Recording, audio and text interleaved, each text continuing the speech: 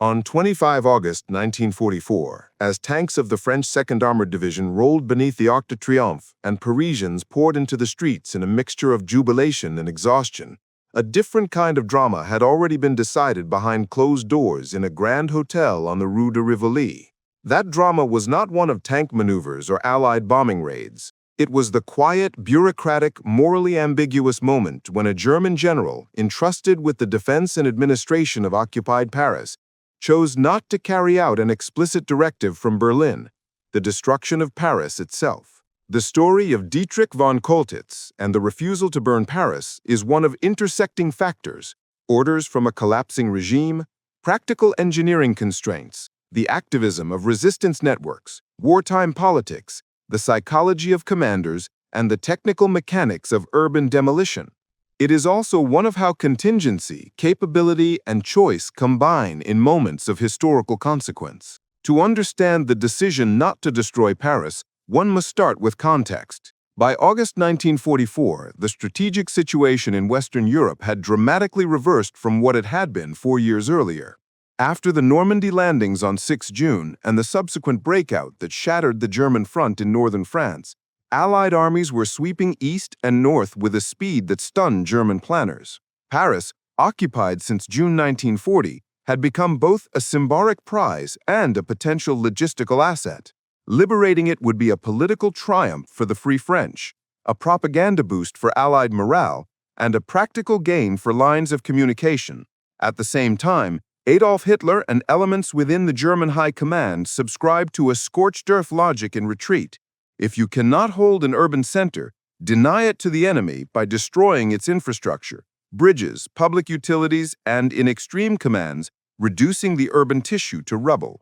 The order that reached Paris in late August, described in contemporary accounts as an instruction that Paris must not fall into enemy hands except as a field of ruins, encapsulated that philosophy. But issuing an order and executing it are different things. The capacity to carry out urban demolition under the chaotic conditions of a collapsing front was constrained in many critical ways. Dietrich von Choltitz arrived in Paris as military governor on 7 August 1944.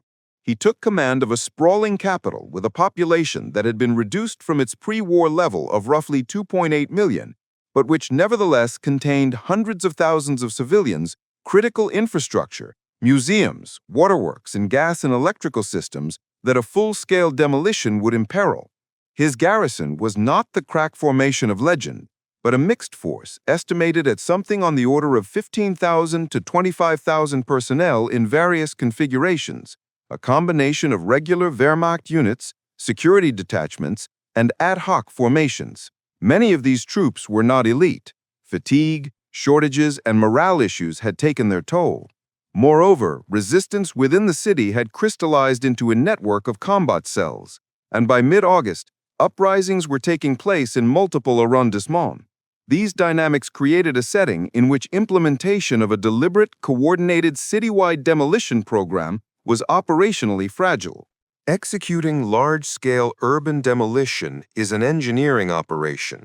It is not merely the lighting of a fuse. Consider what destroying a major city entails: the deliberate, systematic destruction of bridges and river crossings to deny movement, the demolition of key transport nodes like rail yards and major stations to disrupt logistics, the destruction of power plants and pumping stations to cripple civilian utilities, controlled demolition of selected buildings to limit the enemy's ability to use them as headquarters or supply depots, and, in extreme commands, the creation of firestorms by burning large districts. Each of these steps requires materials, explosives in often significant quantities, the placement of charges in structurally critical locations, under bridge bearings, at critical piers, on key load-bearing walls, wiring systems if remote or delayed detonation is desired, and, crucially, control of the detonation sequence. That control depends on secure communication lines and an unambiguous chain of command. By late August in Paris, several of these preconditions had been compromised. Resistance fighters had actively sought to sever communications and demolitions wiring. German units were dispersed. Arms and engineering personnel were stretched thin, and Allied units were closing in from outside the perimeter. The technical capacity to perform a synchronized urban annihilation was therefore limited in ways that are often underappreciated in a narrative focused solely on orders and conscience. But technical limitations alone do not explain the moral and political calculus involved. Von Choltitz later claimed, in memoirs and interviews after the war, that he was ordered to reduce Paris to rubble and that he refused. He argued that Hitler was detached from military reality and that the destruction of Paris would be both militarily pointless and morally abhorrent.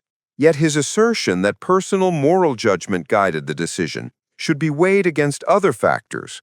Contemporary witnesses and post-war historians emphasize a mixture of motives: the incapacity to carry out a full demolition, the practical futility of denying the city to an army already in possession of the surrounding approaches, the fear of reprisals and war crimes charges that would haunt surrendering officers, and the active effort of intermediaries to buy time and negotiate. The Swedish consul Raoul Nordling, the French industrialist Pierre Taittinger, and municipal officials all played roles in diplomatic engagements with the German governor.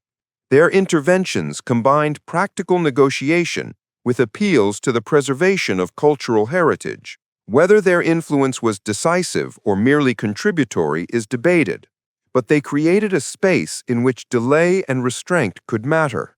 The resistance itself was a decisive variable.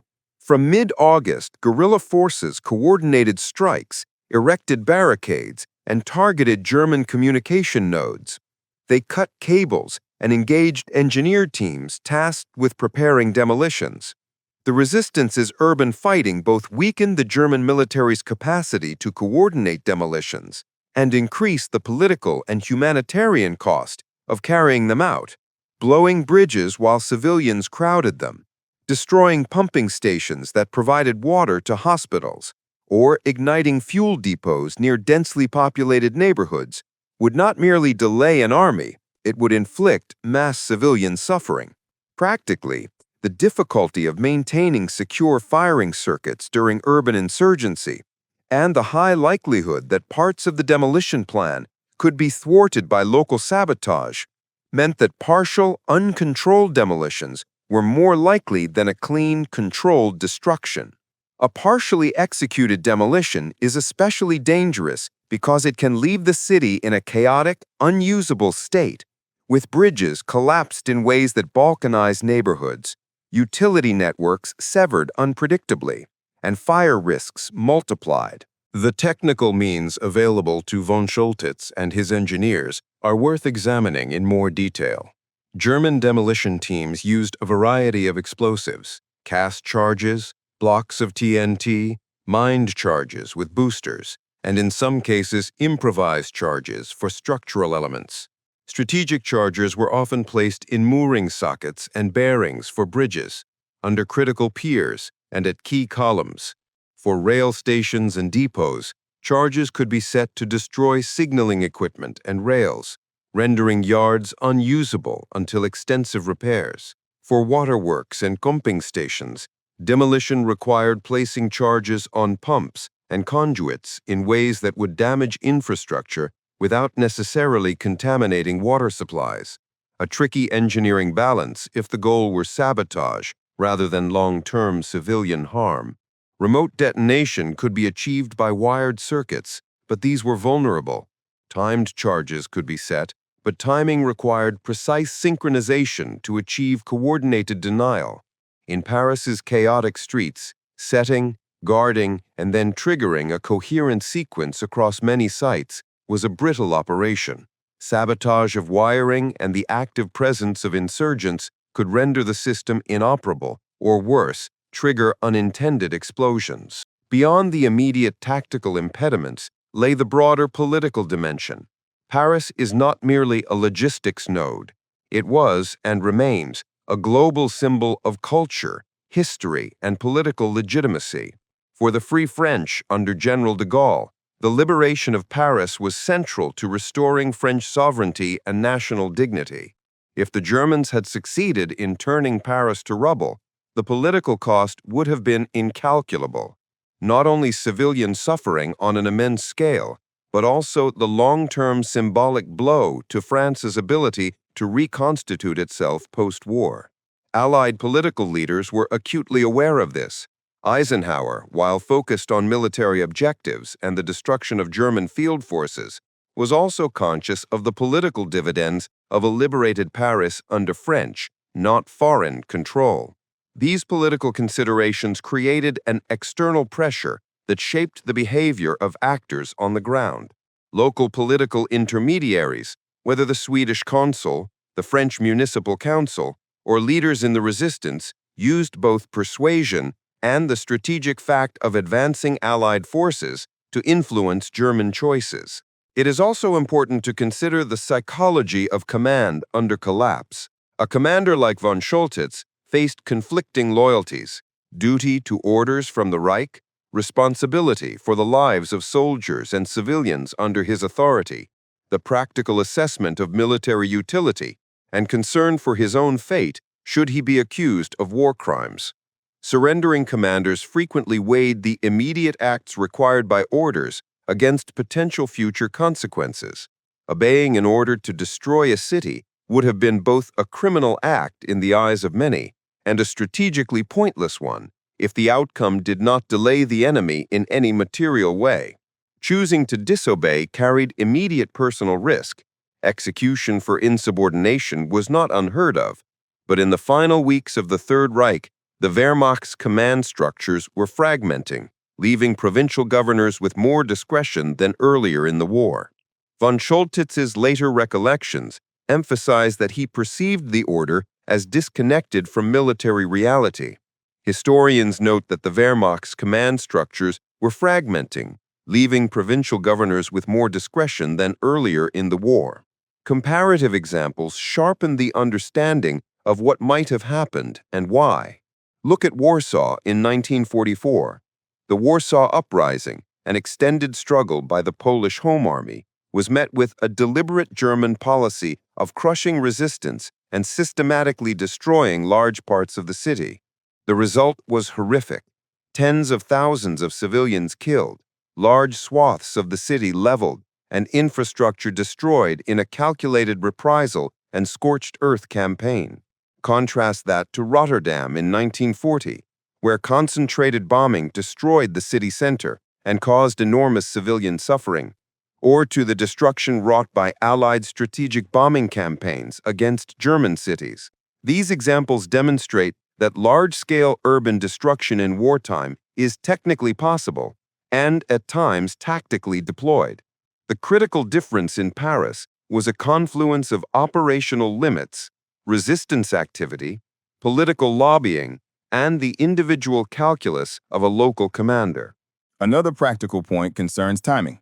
By the time orders to destroy Paris were issued, Allied and Free French forces were already on the approaches. The tactical benefit of destroying infrastructure to slow or deny Allied movement declines rapidly when enemies are already established around the city.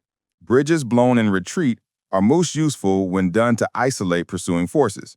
But when an army holds positions on multiple approaches, the destruction of specific crossings may be less strategically decisive.